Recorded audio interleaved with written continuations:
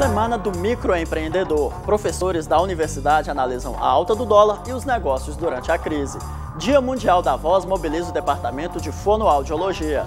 E ainda hoje, as notícias do diário e o Fica a Dica Estudo. O Circuito FMG começa agora.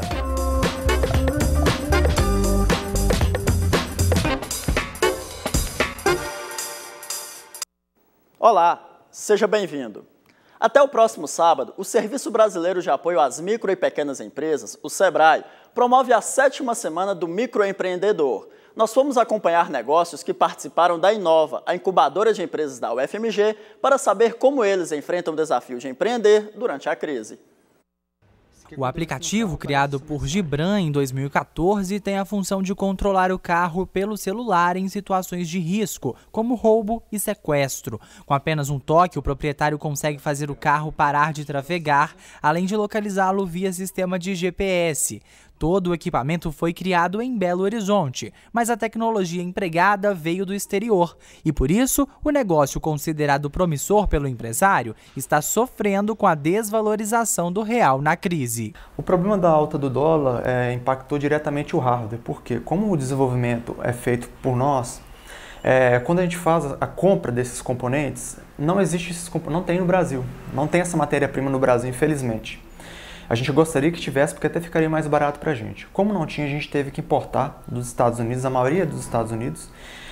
E com essa alta do dólar, aproximadamente 50 centavos de novembro para fevereiro, isso aumentou drasticamente os nossos custos. Como o retorno desse investimento para mim, antigamente, ele gastava 2 meses e meio antes da alta do dólar, agora ele está gastando de 5 a 6 meses. Por enquanto, eu estou assumindo esse custo. Se o dólar começar a aumentar um pouquinho mais, eu vou ter que aumentar também o preço. Na pequena empresa, o quadro de funcionários não sofreu alterações por conta do aumento de gastos e da diminuição da taxa de lucro. Mas no cenário da crise, é comum que empreendedores não consigam enfrentar a situação e se vejam obrigados a fechar as portas. O economista Cláudio Gontijo explica que o momento não é de fazer planejamentos a longo prazo, mas de procurar alternativas na administração para se manter no mercado. Essa alta do dólar veio para ficar. Ainda que o dólar caia de 3,30 para 2,80, ele não vai voltar para 2, ele não vai voltar para 2,50. Então ele veio para ficar.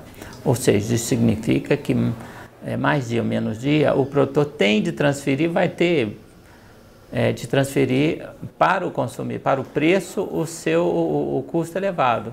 Então vai sofrer muito. Mas para o especialista, apesar da economia não estar aquecida, esse é o momento de investir na criatividade. Empreendedores podem abrir novos negócios, se encontrarem boas oportunidades. O momento de crise é o momento que você abre o negócio, certo?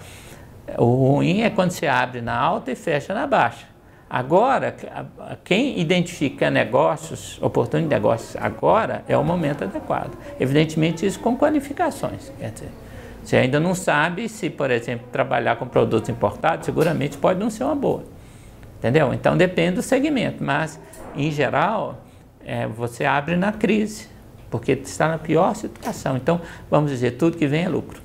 Felipe encontrou espaço no mercado há 6 anos. Abriu uma empresa do segmento de biogás, uma das poucas no país. Aliado a isso, o gestor optou por utilizar recursos nacionais na linha de produção e, dessa forma, vê o negócio crescer em meio à instabilidade política e financeira do país. Foi muito não estar atrelado basicamente ao dólar e ao euro. Então, a gente não precisa ter um vínculo com o mercado mundial.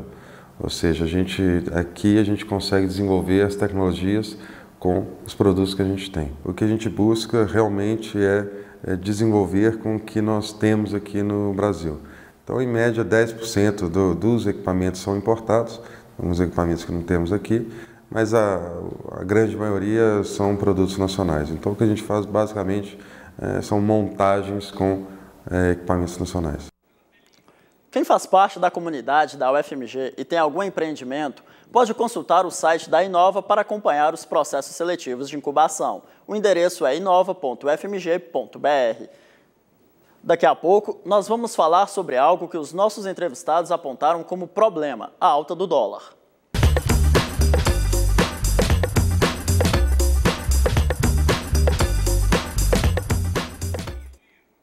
Agora nós vamos para a redação da TV UFMG com Larissa Góes e as últimas notícias da universidade. Boa noite, Larissa.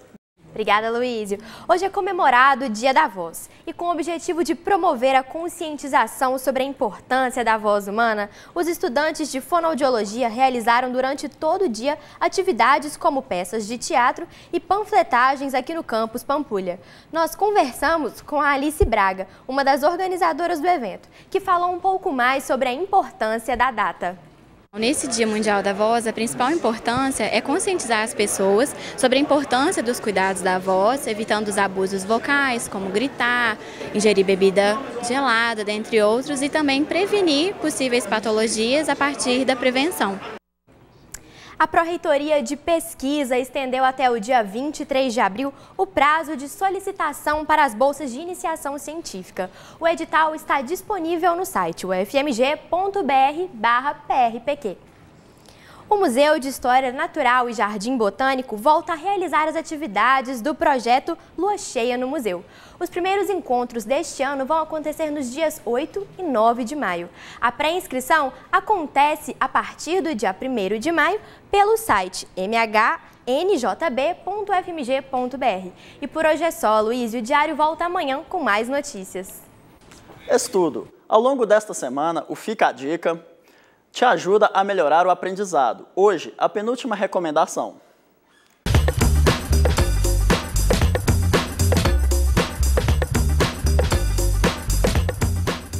A dica de hoje para os nossos estudantes é o tempo para o descanso. Sabemos que, de acordo com a jornada de cada estudante, por exemplo, um curso de graduação que dura 5 anos, 6 anos, deve ser diferente, por exemplo, de um curso preparatório para a prova do Enem que dura 1 ano. É claro que quando o propósito ele tem um tempo curto para ser executado, o ritmo é mais intenso e você suporta esse ritmo, né, durante um tempo menor. Mas sendo cursos longos, é importante ter um bom planejamento também do seu tempo de descanso. Dormir bem, dormir em horários regulares. Isso é fundamental para que a cada dia você se renove e esteja pronto para um bom rendimento no dia seguinte. No início do jornal, nós falamos sobre a Semana do Microempreendedor e mostramos algumas empresas da Inova UFMG. Nossos entrevistados reclamaram da alta do dólar e eu mesmo fui conversar com um especialista para falar sobre o assunto. Em 2015, a cotação do dólar atingiu níveis recordes, o que tem sido motivo de preocupação para o governo e especialistas. Para falar como as oscilações na moeda dos Estados Unidos afetam a vida de quem mora no Brasil, vamos conversar agora com o professor de Ciências Econômicas, Mauro Sayar. Professor, o que explica as atuais oscilações no dólar e a crise econômica é a principal responsável por isso? Pois é. Uma parcela dessa elevação do dólar ocorre não só no Brasil, mas em todos os países.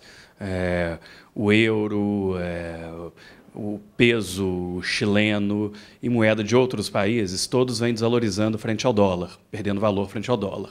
Então você tem um componente internacional que é justificado pela perspectiva de elevações na taxa de juros americanos que fazem com que recursos saiam dos países e migrem para os Estados Unidos. Quer dizer que investidores do mundo inteiro vão estar comprando mais divisas americanas para estar aplicando no retorno de títulos do governo americano.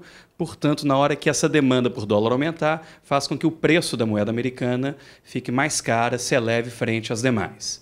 Contudo, no Brasil, essa desvalorização foi superior à de países similares ao nosso, para outros países emergentes. E aí, então, que entra a conta dessa crise de confiança na nossa economia. Então, uma parcela expressiva desse reajuste, dessa desvalorização cambial ocorrida no Brasil, tem muito a ver com problemas domésticos e perspectivas ruins para a nossa macroeconomia. Em que essa alta do dólar afeta a economia brasileira? Ela tem um impacto direto nos custos de várias coisas que nós consumimos diariamente. Por exemplo, parcela expressiva da farinha de trigo que utilizamos no Brasil é importada. Nós vamos sentir isso no preço do pãozinho, no preço de massas, e outros vários produtos que demandamos internamente também vão ficar mais caros. Todos os produtos que têm cotação em dólar, mesmo que sejam produzidos internamente, vamos pensar no caso da soja, por exemplo. A soja produzida no mercado doméstico, como produzida no Brasil, ela é cotada no mercado internacional em dólar. O produtor de soja brasileiro, ele vai querer revender a soja no Brasil pelo mesmo preço que ele venderia no mercado internacional. Portanto, esse preço também vai ser elevado no mercado interno. E todos os outros insumos, por exemplo, de automóvel e de tudo que a gente utiliza, que é importado ou que tem preços cotados em dólar, vão ficar mais caros. Há como o governo reverter essa tendência de alta? Há uma coisa que o governo poderia estar fazendo, que era adotar medidas para tornar a política macroeconômica mais estável, mais previsível. Isso está sendo feito. Ajuste fiscal que coíba essa elevação na perspectiva de risco da economia brasileira, que limite esse crescimento. Quando a gente pega indicadores de risco país, então risco Brasil, risco Turquia, risco África do Sul e de outros países emergentes, percebe-se que o risco associado à economia brasileira, ao governo dar um eventual calote, subiu mais que em outros países.